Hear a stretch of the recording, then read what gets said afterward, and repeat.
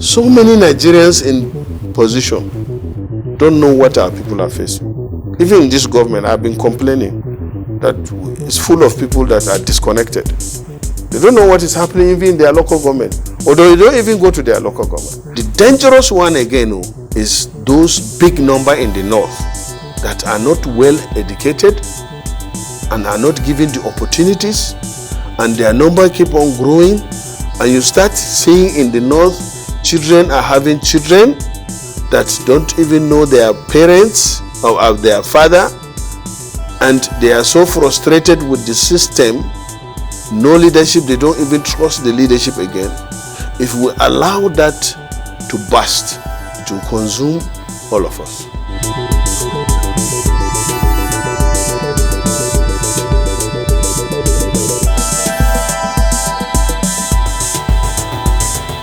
Well, I can only say it's maybe funny because this is a party that ruled this country for 16 years and is virtually responsible for all or most of the problems that the APC is battling to solve.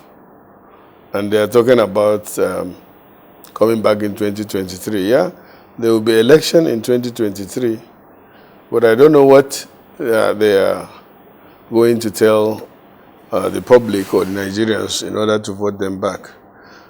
So we'll wait and see. But definitely you know that it was PDP that ruled this country for 16 years. And we started with the problems the PDP left. But instead of PDP to play the role of minority in the government, they are either playing the role of opposition or playing the role of critics. And they are talking about 2023. They are not talking about what is going on in the country now, what are the alternatives, what are the suggestions. And now, that was what I was thinking the PDP will be concentrating on, or even admitting their mistakes and say, okay, you know, they apologize quite all right after the defeat. And when we started, I think PDP, I remember, came out to apologize to Nigerians for their misgovernance. So if they are saying they will come back if the Nigerians forgive them, that's a different thing. But I don't know whether Nigerians are forgiving them anyway.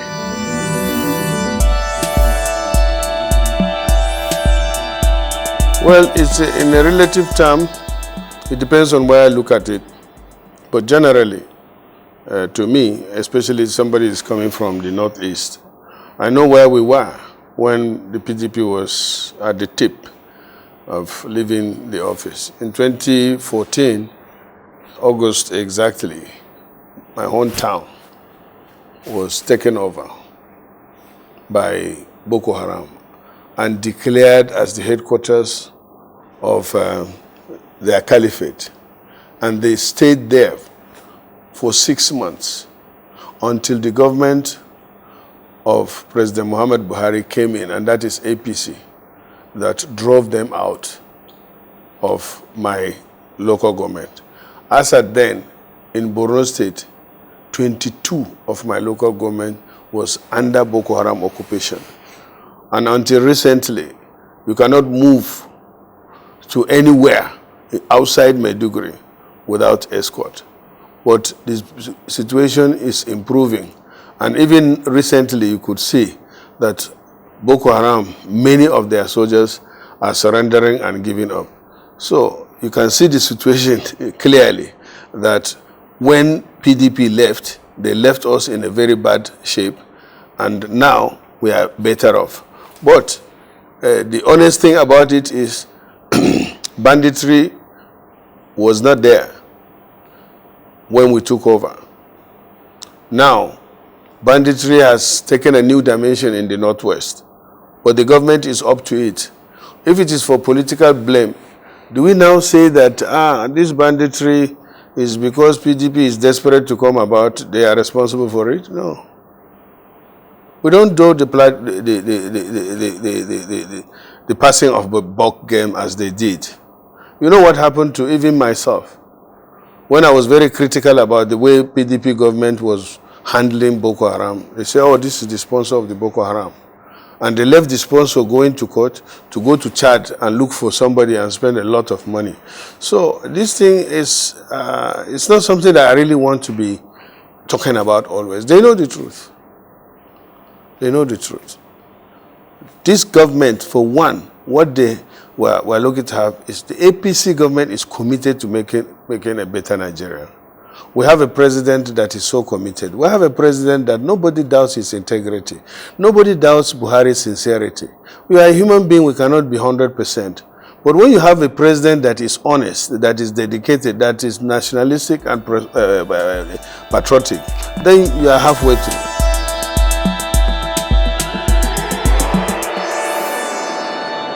Well, I don't know. It's not very confirmed. I wish he is. You know, just like that of Shekau. We had the story and now it's almost confirmed that he has been killed, or did he commit suicide or something like that.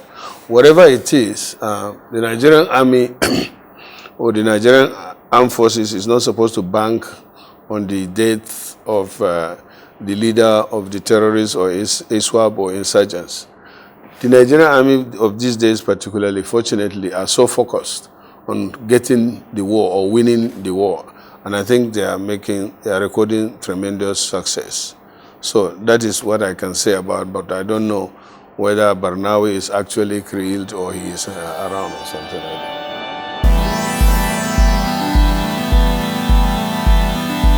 My position have not changed. So this is a good development. It's more of a futuristic thing than realistic thing. For my place, for example, I said it. And people, you know, from other places, and I'm used to that, you know, throw a lot of insults and all that, not knowing that I know more than many people about ICT. Because I schooled and learned about business education and computer science. When you say you are going to do electronic voting, electronic transfer of results, why do you say electronic? Because it's going to be done, transmitted with the use of electricity and internet connectivity. All I'm saying is that there are some places, especially my senatorial district, we don't have light as I'm speaking to you now in Borno State for the past 8 months. The transmission system of the various service providers have been destroyed by the Boko Haram. And it's going to take years before we get back to where we were. Now, if you say you are going to do election in my place electronically, it means you are deliberately going to de-enfranchise my people. And the Constitution says that every Nigerian of 18 years old has the right, not privilege, to cast his vote, and his vote should be counted. All I'm saying is, yes, if we are ready for electronic voting, why not? But I'm saying this again, as a representative of the people from Borno, and specifically southern Borno, we are not ready.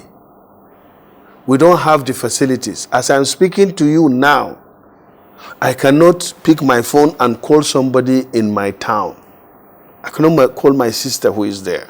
I cannot call my emir who is there. I cannot call some of my friends until they go to a specific position. And some of them are even using the service provided by the service providers in Cameroon. We use MTN Cameroon in Goza. Go and check it. So that's why we say, yes, for the places that is convenient that you can do the transfer, why not? You can do it electronically, is faster, why not? But I begin to suspect, as I said, I won't change my position. Even in developed countries, they resort to manual voting. You go there, vote. Yeah, you can see Germany, UK, all this. They go there, collect ballot paper, put their hands where they want, fold it, go and drop it in the box.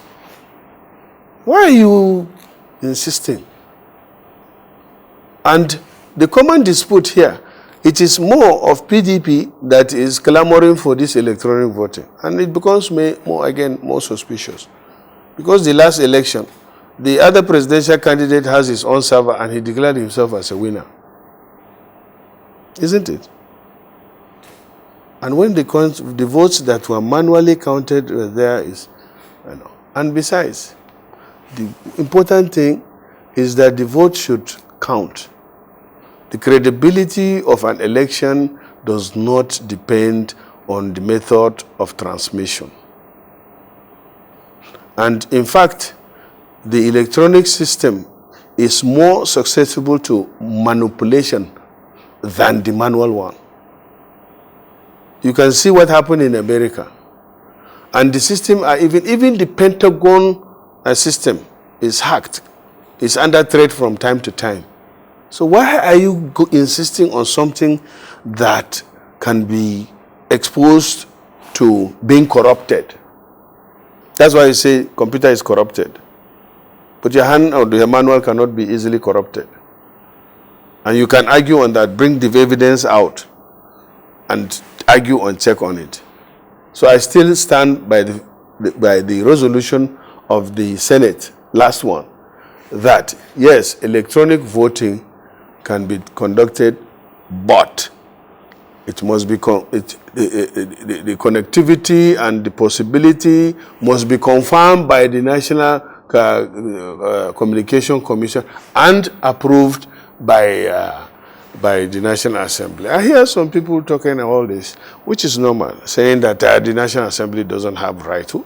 The Independent Electoral Commission itself is a creation of National Assembly.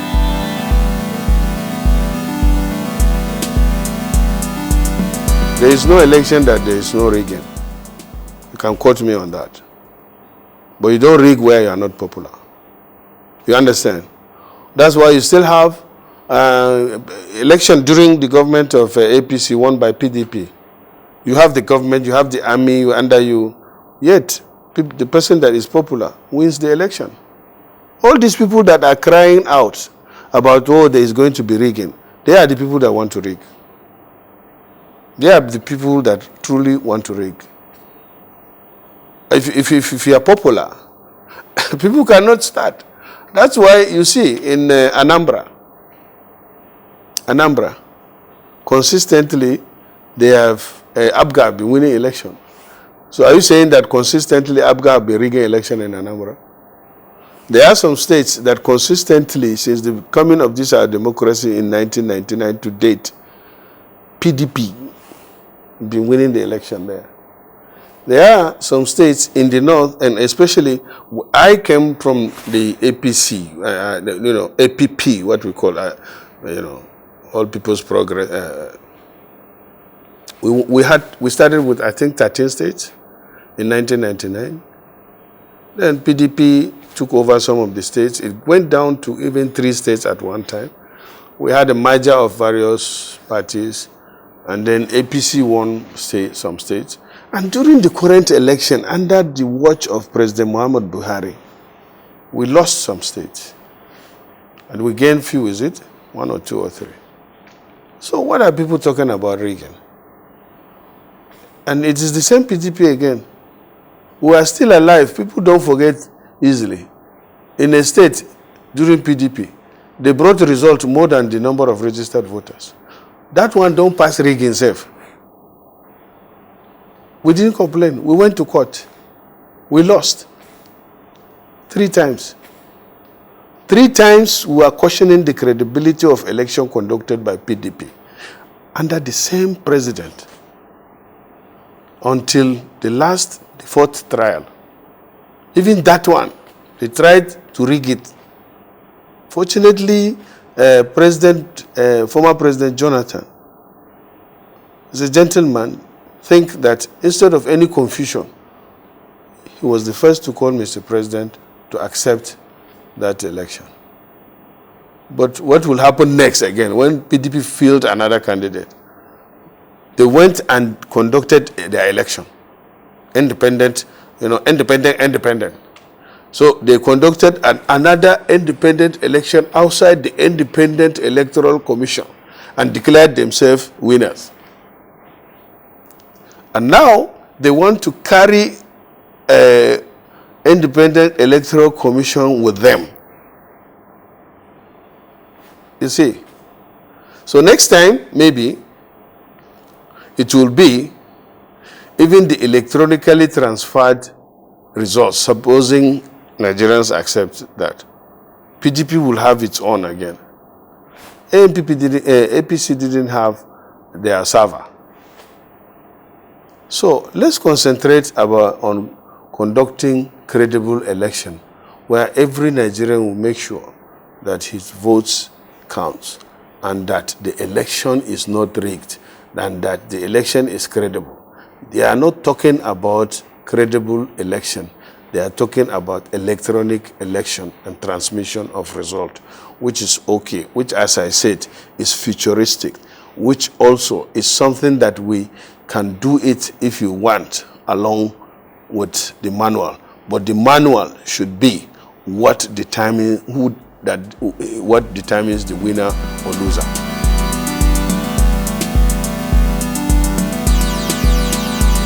Well, I have some friends in PDP.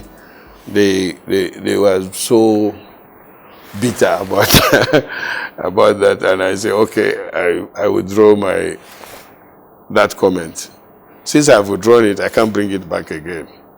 If you just want to remind Nigerians, I said they want to use fraudsters and Yahoo and all that. So I really don't want to go back. I don't want to lose my friends in PDP. You understand? But they know that what they're trying to do is to provide room for more confusion. And I don't think we need that. We have been doing this election. The election conducted under the watch of the current government, under the leadership of President Muhammad Buhari, was adjudged to be one of the credible elections. That's the 2019. The same thing with that of 2015. Under the watch of PDP, particularly former President Jonathan, and it was adjudged to be one of the credible elections. It was not done electronically. So what's the big? As I said, we don't have light. We don't have the facilities. We don't have even the people are not even oriented to that. In my place, we have people that are illiterate more than the ones that are literate. And the illiterate or the crude or the best way to conduct an election under that circumstance is to do it manually. Even with the manual, when you go and our people, our farmers, especially during the farm season and all that, you go several times to get their fingerprint is now wahala, because most of them are being affected by our women. Unlike you, our women wear what they call nale. They do it. Majority of them, and they constitute about 60% of the voters.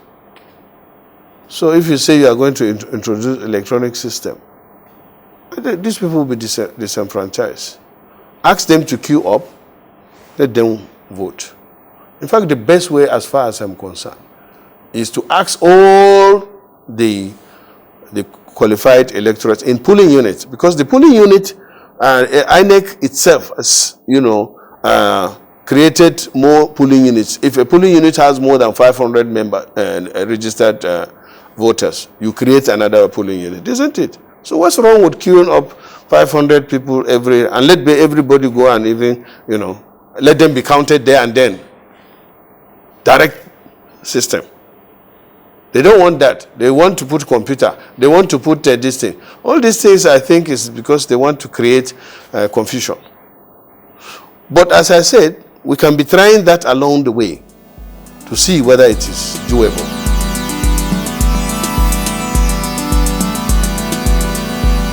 Who are the Nigerians talking about this restructuring? If you see, these are people that just pick up themselves the leadership without mandate. Why do I say so? You see, you have the House of Assembly, you have councillors at the local government level or even the ward level. Then you have the State Assembly.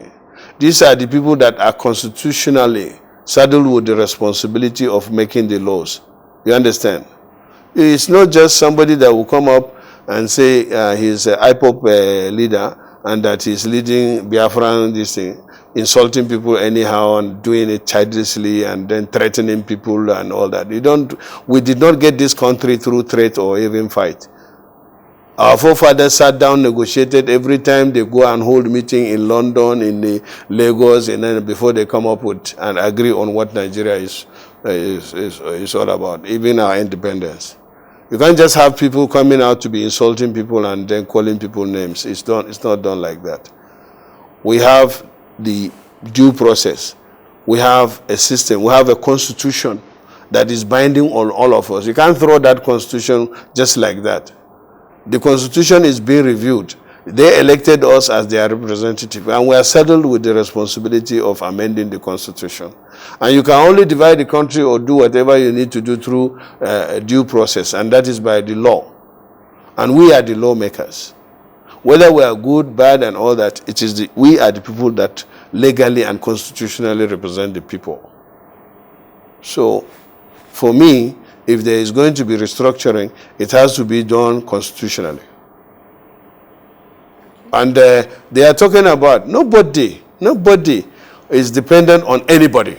We are all dependent on God. And God, Nigeria is God's creation. So nobody will just start talking the way others are that they don't want this, we northerners and all. Even in the north, in my own local government, we have 12 or more different languages, tribes. You go to Cross River, it's the same thing. Then you are always trying to divide Nigeria on the basis of 3 tribes, Hausa, Fulani, Yoruba, and Igbo. In fact, if you put the other minorities put together, you put Igbo, Yoruba, and Hausa, Fulani, we are more than them. I'm from the minority. Because I'm wearing Agbada and all that, people will say Hausa man. I'm not a Hausa man. I said it several times. Or they will say Hausa Fulani. I'm not a Fulani man. I can't speak Fulani. My father does that. Even my Hausa is no good. And then somebody from Southeast, who is he called Kanu, will come out and be insulting everybody in the name of Biafra. It's very unfair and it's very irresponsible. And then you come and hear another guy from Southwest. He called himself Sunday Ogbogbolo or what to call him. And then he was talking, and then people will stand up. This is what worries me most. We have the Obasanjos, we have the Owolowos, even now we have the big people, intellectuals in the Yoruba land. Our vice president is a professor of law. And you have so many Yoruba elders, so many Yoruba Obas. These are leaders. And here you allow somebody just like that to come and be leader of what? And to come to say they are agitating for what? But fortunately, the governors are coming up these days. The southern governors are clear. The leaders are clear. Obasanjo made a statement that Nigeria remains one. But yes, what is bringing all this problem is because there is injustice. There is inequality. And all this, who is responsible for this injustice and inequality? Everybody is involved, especially the elites. Right? The leaders are united in terms of reaping Nigeria. Go and see any multinational company in Nigeria. You'll find a Yoruba man, Igbo man, Hausa Fulani, sitting on the board as friends. They dine, wine together. The people that you hardly find is us, the minorities and the poor people. You understand? And they are confusing us, the minorities and the poor ones. So, for me, for restructuring, if need be, it's not through the gun, barrel and gun. We didn't get Nigeria by use of barrel and gun. And then we didn't get our independence through barrel and gun. Well, we did it through negotiation. And I think Nigerians should talk, and the leadership should talk to the people. I mean, we, the representatives, should have access to the people and, take care of certain. Let me tell you, if there is no corruption and there is no failure of law and order, and there is no injustice and inequality, people will not be talking about all this. So there is also a leadership gap that needs to be addressed.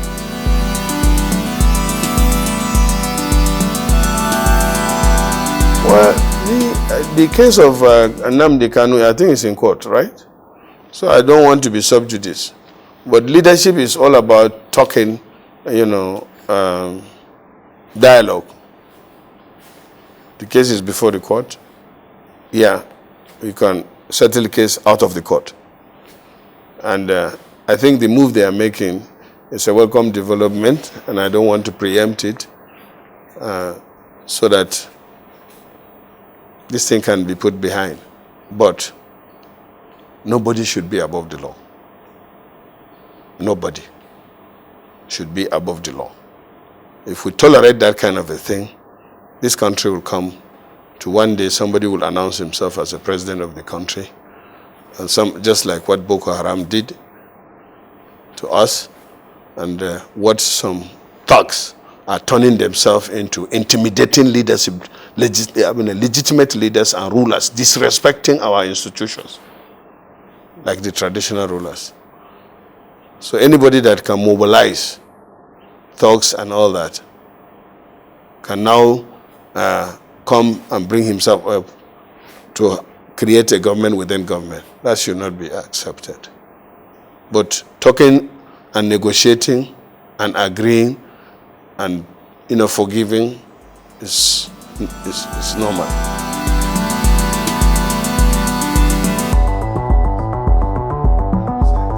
That is not fair. You know what rubber stamp is? I don't think we are that, I agree that in our bid to effectively or smoothly work with the executive, the National Assembly, or the 9th National Assembly particularly, has been doing everything or whatever the executive does. And it has, created some suspicion and even leading to what you are trying to call me now. Look at me, older than you, and you say I am rubber stamp. And basically it's because of the way you think we are conducting our business constitutional. And I said it in one of the interviews I granted, that even your child, as long as he gets to a maturity level, can advise you on certain decisions that you as a father or mother take. And if you want to be a good mother or father, listen to him or allow him to even look at it or get his opinion. So, I know you are talking about the recent issues of loan and all that. I've made my views very clear. They bring a request. The reason why the framers of our Constitution thought that you must get Senate approval, not necessarily House of Rep. Because the Senate, as I said, by definition, is supposed to be where senators, or is even house, you can say is house of deliberation. When something like this comes before them, they deliberate on it extensively, get experts' opinion, then take a decision that is good for the country. But the issue we are having in Nigeria these days is because government have been personalized. And to some extent, in some places even privatized. So, if you personalize government, you think, the president is President Muhammad Buhari, and you as Ndume, who is a senator of APC, you are not supposed to argue. Anything Buhari brings is good for Nigeria.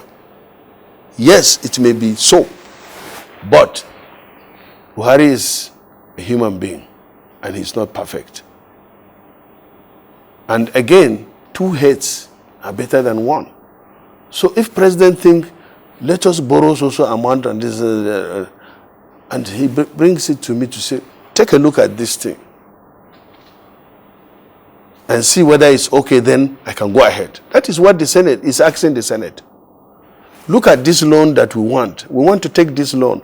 Please look at it and then approve. We take that loan. Remember, all this loan, all this decision that the president is taking, it's not personal to him. Then why should you personalize it?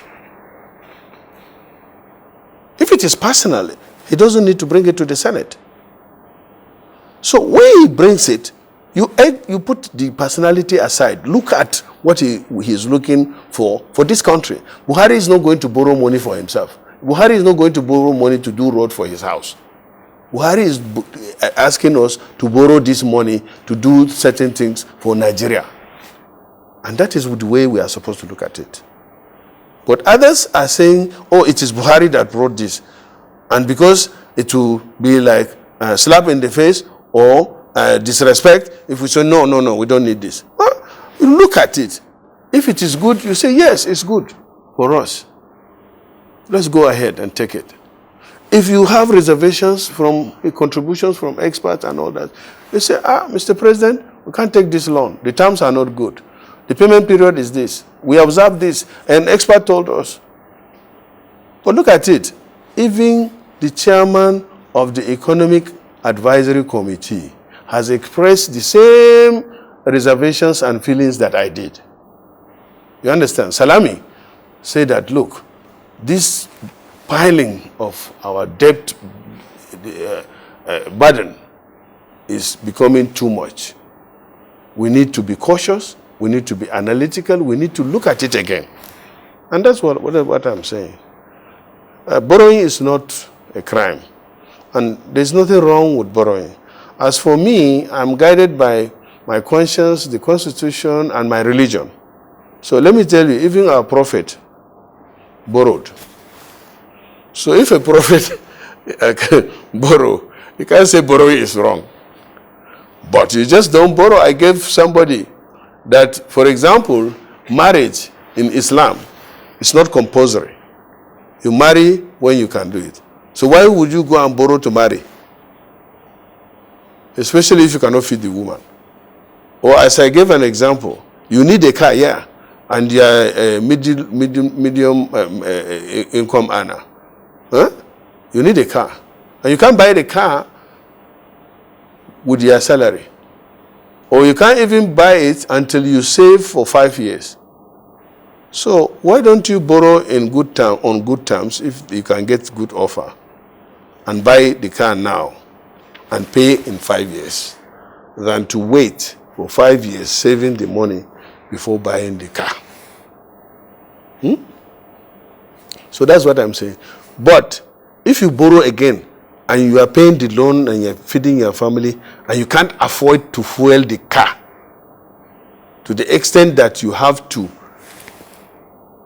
borrow daily from a filling station, for example, to get fuel to run the car, and the documents you use to buy the car, you deposit it with the petrol station as a collateral. That, to me, is not wise. So all these analyses are the things that we should do as a Senate and in a wider perspective, involving experts, carrying the people that we represent along. Because it is Nigerians now that are shouting all over that don't borrow, we are borrowing too much. No, but when you carry them along, especially this recent borrowing, has already been captured in the medium-term framework that has been approved, the external borrowing, but from 2018 to 2020. So it's not something that is done outside. It's something that we looked at it before and we approved that it should be borrowed. And now he's saying now, okay, this is the borrowing that we want to do out of the borrowing plan. Please approve it. What does it call for? For us to look at it again. It would be unfair if we just say, oh, okay, just go ahead, while Nigerians are saying no.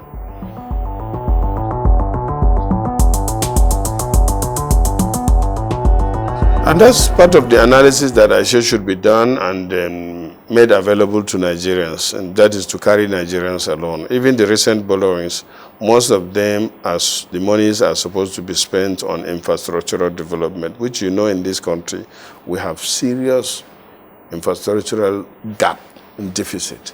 There are no roads to most of the cities in this country, not to talk about villages. There's no electricity in most of the rural areas. There is no railway to most of the states are not connected from the south to the east, from the north to the west. And that is what this administration is trying to do. And to be fair to the president, to President Muhammad Buhari, all or almost most of the borrowing money is channeled towards infrastructural development. They have a list of them. In fact, even the approval that he brought came with details of what they would do with the money. Nigerians are not looking at that. They are saying, just say, no, borrowing, the borrowing is too much. Yes. The borrowing is too much. The debt service rate is going up. Now the Senate is supposed to come in. The president brought it. Nigerians are talking. Then the Senate is supposed to be the stabilizer. Here the executive that brought the request for approval. Here the public and their outcry that no, don't put on more burden on us and our children. Then we reach a conclusion. There should be a thorough public hearing. We should engage experts to analyze the situation. We should engage the Presidential Economic Advisory Committee that have already started expressing reservation. The President is bringing in requests, and the Advisory Committee is expressing reservation. You see, that even calls for caution.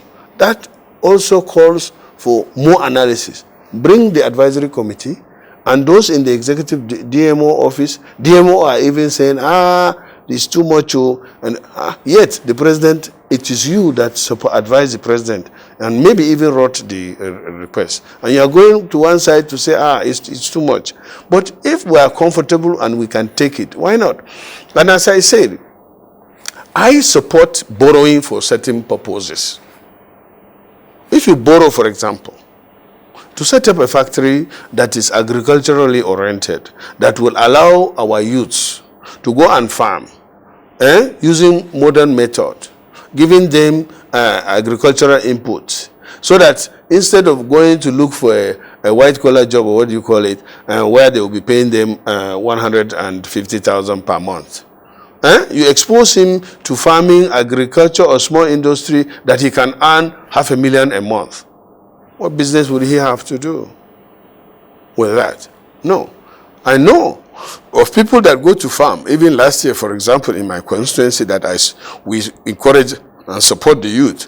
I have a youth who went to farm and he got 300 bags of maize, and suddenly the price of a bag of maize then rose from less than 20,000 to more than 25,000, and he sold it then. He is now calling himself a millionaire.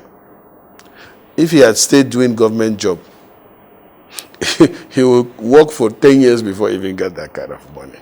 And our youth, if they have this opportunity, you will see them, buying into that. So if you have to borrow money to put into agricultural development, into manufacturing, into, building roads, and those roads you can put toll gates for people to pay their small money, they will be willing to do that gladly. In fact, they will not complain. In those days we had toll gate. Nobody ever complained or demonstrated.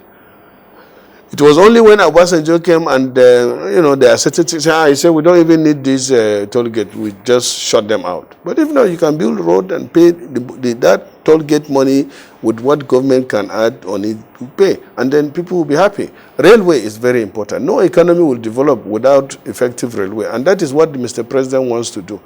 But I am against any borrowing that you do in order to pay salaries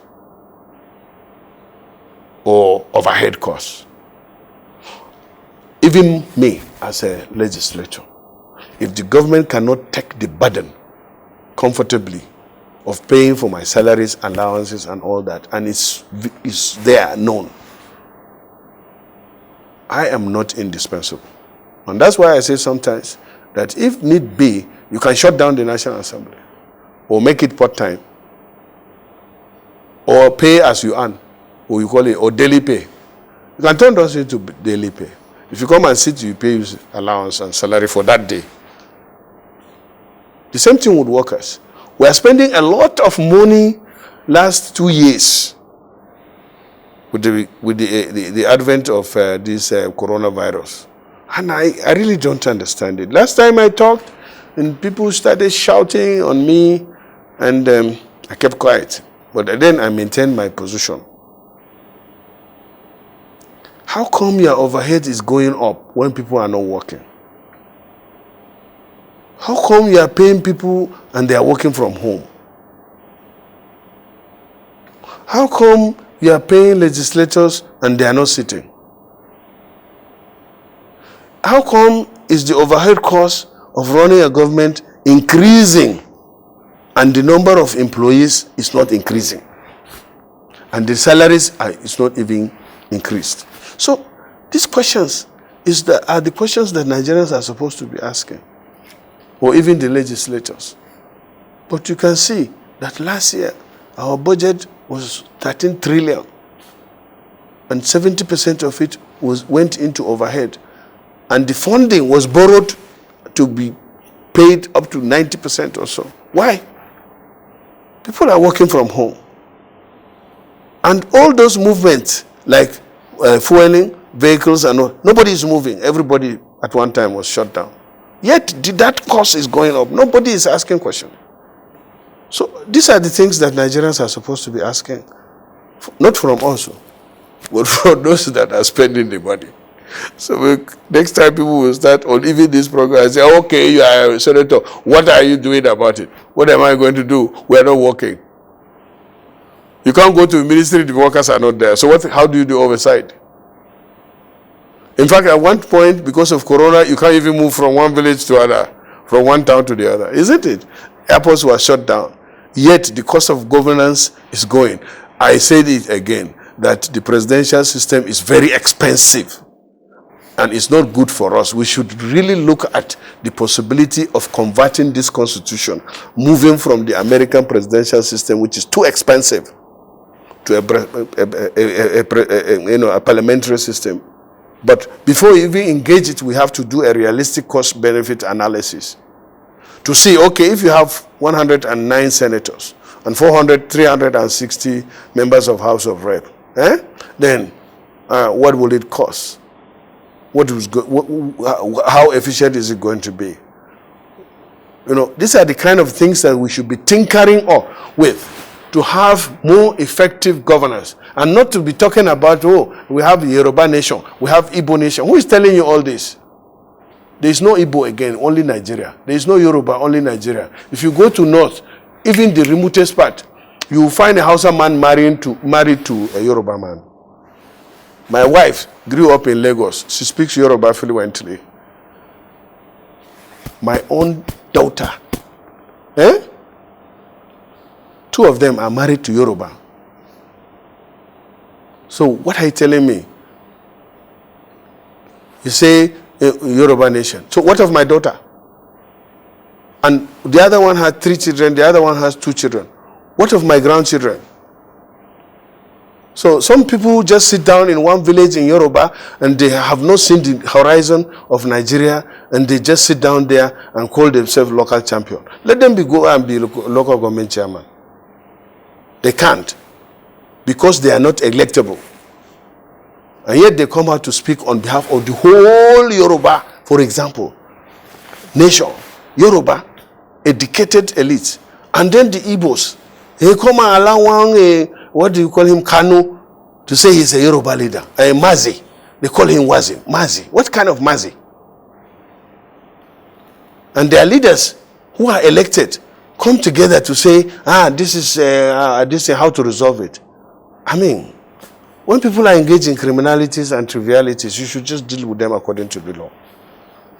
Nobody should be above the law. That's my take. And my position is always like that. Some people say, don't say this because you... I know. Me, I'm 62 years old now. The only thing I fear is God and my father and truth. So I try to speak the truth no matter what. Because God has done everything to me. I am a son of nobody that became somebody without knowing anybody.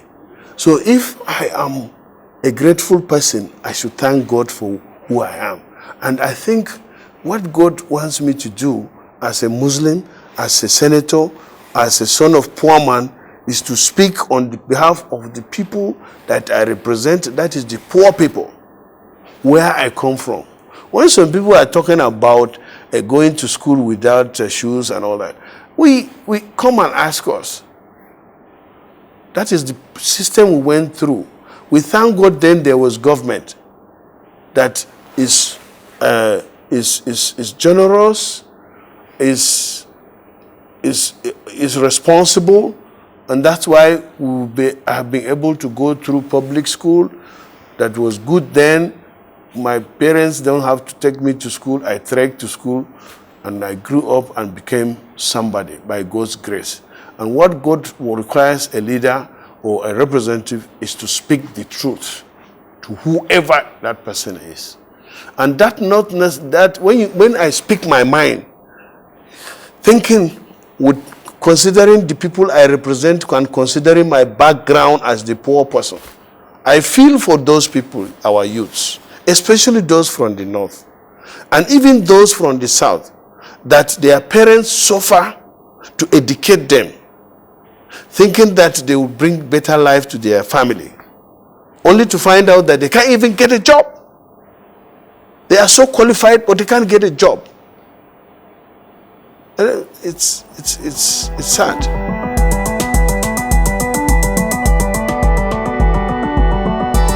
All the parties in Nigeria are built on just platform, not truly parties.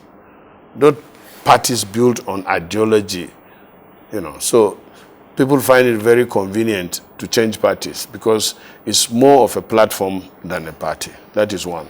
Two, when you say people are defecting, people are not defecting. Defecting, but in the sense that people are moving from one party to the other, and the only party they are moving to is APC, isn't it? If you can't beat them, join them. So it seems PDP have realized, or most members of the PDP have realized that they can't beat us. So the best thing is to join us. And I have said this several times, that if you want to achieve something, join the people that are in charge. If you want to fix something, if this is a house, and you have the right to be in the house, and you think there are certain things that need to be done in the house to make it better, you can't do it outside. And since nobody stops you from getting in, why don't you come in? And I think that is what is happening. People think that, well, let's join the majority party or the ruling party or the governing party so that we can do more for our people, so that we can be part of the government in the center. And so many things are happening at the center. And I think that is it. So it doesn't matter. It doesn't touch on the concept. I know you are talking about recent defection of governors, even my friend Fani Kayode, despite the fact that, people are criticizing him. No. When you see a better alternative, why not? And I think he is right to have done that. change your party. And he is the type of person that he has already said that, look, I'm not aware of these things before. I was misled. Because most of the information Fani Kayode was fed to take action or say or do what he was doing was not, he did it out of, I don't want to say ignorance, but out of misinformation. We interact very closely. We argue on certain things. And a smart guy is somebody that can change his mind. So he did that. And smart guys are those that are and in addition to that, recently, I'm happy with the development. Part of it is because even yesterday, you know what the Southern governors resolved? They said that the presidency of 2023, in fact, they used this word, must come from South. And even before that long time, I said in APC, it is only fair for us to keep to our unwritten understanding or maybe even agreement. In 2015 or 2014, preparatory to 2015 election, APC in principle zoned the presidency to the north. That was why only one person contested for the presidency, Rochas. Even with that one, he was holding his gubernatorial ticket in his pocket or by a proxy, that is his in-law, while he went to try that one. And you see the result. Even in Southeast, he could not win because there is this understanding that the president should come from the north. And Buhari was not singled out. He contested against Atiku, late Ndazaya, Kwankwaso. I think the four of them contested. So it is in 2023, in APCO, it is only fair for APC to specifically zone the presidency to the south. I've said it. But equally, I don't agree under democracy for the presidents, the governors to come out militantly to say must, should, would have been better. And if they want to realize this, I think it's high time now for all the PDP governors in the south to decamp to APC so that they will make that their position more realistic. You understand?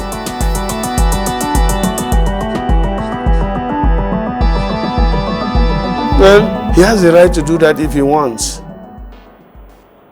That's what I can say. If Jonathan wants to join APC, why not? He's welcome.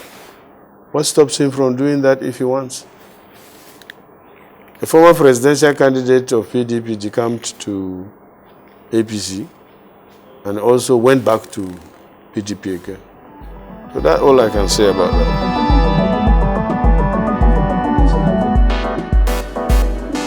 Honestly, I'm worried about it. And that is because it seems people are just being desperate about holding on to power. There is the need in democracy. There can't be effective democracy without multi-party. But I want to tell you that the opposition can only be weak, but I don't think Nigeria will be a one-party state. Do you know that now we have, some people went to court and the case is still sub judice? That's why I want to, some people that only have the name are insisting that they are a party. You understand? They don't have office anywhere. And we have over 90 of them. So do you think Nigerians will agree to one party? No. There are two parties with one exception. That's ABGA, right? So I don't think that Yeah, I don't even support the idea of having one-party system because that's not democratically healthy. But I don't think Nigeria will go into a level where there will be one party. I don't think so. In fact, right now, people are thinking of registering some parties. So how are you thinking about? People are thinking of bringing out what they call the third force. Huh? And then there is, even before, there is the fourth one, force. And we are the fourth force, the minorities. In those days, we were talking about the fourth force. So when people are talking about Hausa Fulani, Yoruba nation, Igbo nation, and we, the minorities that are scattered all over the country, and we form the majority. The Nigerians, these three groups, just ignore us and think we are nobody. Unfortunately, we cannot come together effectively. If not, if the minorities like us can come together in Nigeria, we'll just set aside, we'll defeat this Yoruba, defeat Hausa, defeat Igbo. Even in their land. In Igbo now, you go, they only have 5 states. Eh? The South have 6 states. Eh? And even the 5 states in Igbo, you still have minorities that are non-Igbos, isn't it? And they are claiming that they are Biafra. And they try to drag South into it without even their consent. You understand? The House of Fulani, anywhere we are in the north. You know, Benue, North Central. I don't think there is any state in North Central that is predominantly House of Fulani. But when you go to the south, they call us House of Fulani, including TV man who cannot speak Hausa. Huh? And so many tribes in the north cannot speak Hausa. My grandfather died, could not speak Hausa, doesn't understand Hausa. My grandmother didn't speak Hausa. Well, my mother speaks Hausa. My father, yeah. But they are up to now, in my own local government, you find people that cannot speak Hausa, that cannot speak Fulani, cannot speak Igbo or Yoruba. You know, I cannot speak Fulani. I can understand a bit of it. Even my Hausa is bad. Hausa people think that I don't know how to speak Hausa. Of course, true, because I'm not a Hausa man. Yet an Igbo person there, they call themselves IPOP, will say monkey zoo and all that, and Hausa people and the Hausa Fulani. They call me that. The same thing with Yoruba. If you go there, they call you Malam. And there are so many Christians in the north. Even my mother is a Christian.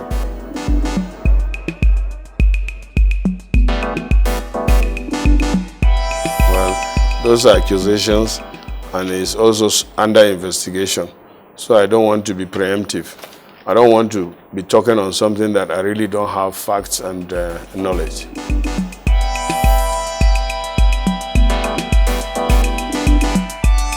No, you know, this hit and run things, especially with the bandits and insurgents, it's not something that you can eliminate completely. You know, bandits suffered a lot of casualties these days, especially when the heat was so much on them by the Nigerian military, especially in Zamfara, and it's alleged and it's all over. You have seen it, they are running away, running helter-skelter everywhere. So, this isolated case, I would call it, is very unfortunate. And I was with the Army recently at the headquarters for oversight, official visit, and I told them that the Army has to be Army. These bandits, with the recent equipment that they have and all that, and the numbers that they are building up, they should deal with them appropriately and ruthlessly.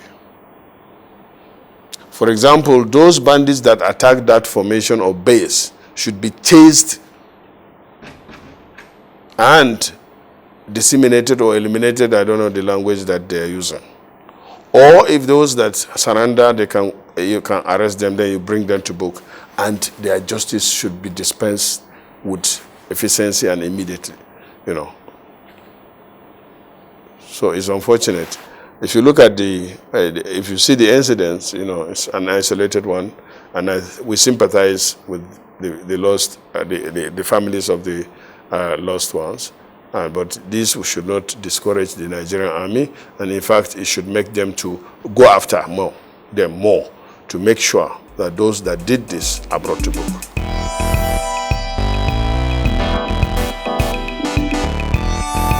As I said yesterday, when we visited, we talked about this too.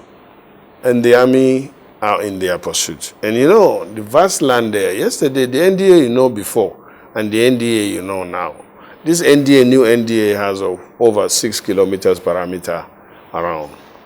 And it's not easy to monitor that. And the incident is unfortunate, it has happened. And the army is assuring us that they are going after.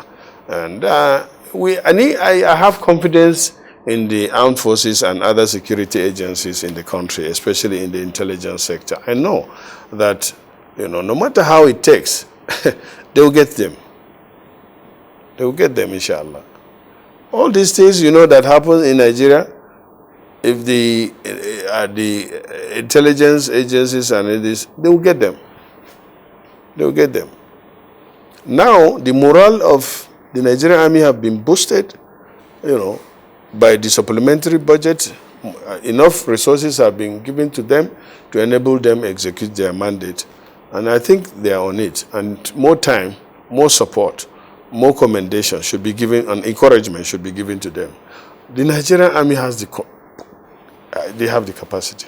They did it somewhere. They did it everywhere. Everywhere Nigerian goes, not only in the security sector, in the academia, in anything. If you put Nigerian there, we are talented people. But it's only now recently that, you know, our mind have been poisoned by tribalism, you know, sectionalism, religion, and all that, and other forms of criminality. If not, Nigerians are people. You could see everywhere. Go to Yoruba nation, you find people. Even you go to US, you go to anywhere, you find an Igbo man, you know, struggling to make life. In those days, through legitimate means.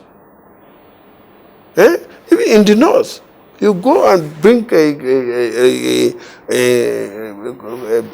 villager from a remote Hausa man, but if you expose him to education, he comes out one of the best. We have the Professor Aminos, we have the people, we have the Tafawa Balewas. When they went with their Agbada, people see them as, but when they speak, when you remember the Zigs, remember the Awolowas, you know, they didn't go to big universities that time even. But they have the intellect. But unfortunately, these days, the minds of our youths are being so corrupted because of the poor leadership they get, poor mentorship, the cultural this thing is going down, and, you know, the leadership is, you know. So, but now that we realize that going through that direction will not help us, I think it's high time Nigerians know that if we go back to the line of unity as a united Nigeria, bounded by our differences, will help us move forward. And I think we're getting to that. And I'm saying that Nigerians should work on paying attention to our youths, who are now constituting more than majority. 70% or near 70% of our population now is that of the youth. And also those 70%, you can imagine 70% of 200 million. That's a big number. And most of them are employable, but unemployed. And that's why this frustration, especially from the youths of the South and West and Central, where these intellectual youths or educated youths, I can say, are more. But the dangerous one again is those big number in the north that are not well, or are even that are not educated and are not given the opportunities, and their number keep on growing, and you start seeing in the north children are having children that don't even know their parents or their father, and they are so frustrated with the system. No leadership, they don't even trust the leadership again. If we allow that to burst, it will consume all of us.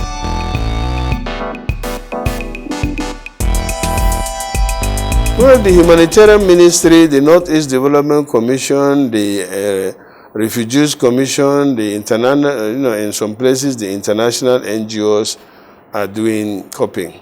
But as I said now, the challenges we are having in the Northeast, Northwest, and North Central and Southeast, and to some extent Southwest, is going down. It's now high time for the government to pay more attention to empowering, resettling, relocating, reconciling the people that are affected by all these various crises. The humanitarian crisis in the Northeast particularly is scary, and something needs to be done, not only by the Nigerian government, but even in that case, we need to find a way of resolving it. And that, brings me back again to the issue of the loan. Supposing tomorrow the president is saying that we have a country that is willing to borrow us money to build houses and resettle these are displaced people, would you say we shouldn't? Especially we don't have the money to do that. And then we have a country that will say, okay, we are building houses, locust houses, but these are poor people. We resettle them and they start paying back small amount of the money, if it is 5 million for the house, for one house, and they start paying after 5 years, and they pay. So that means we have a honorarium of 5 years. They start paying after 5 years when they have settled. If we can get this money, shouldn't we go for it? So this is what I was talking about loan. Loan is not a crime, loan is not bad, but it depends on what you are borrowing for, how you are going to pay, what are the terms. So this issue of IDPs is a very serious matter. And I'm happy that the government is worried about it and is willing to do something, especially Mr. President. Anything you ask, he has a real soft spot for the conditions and worry for the conditions our people find themselves in. But as I said, so many Nigerians in position don't know what our people are facing. Even in this government, I've been complaining that it's full of people that are disconnected. They don't know what is happening even in their local government, or they don't even go to their local government. And they are appointed because they are from that state or the local government in a political dispensation. And they don't connect. They don't go home.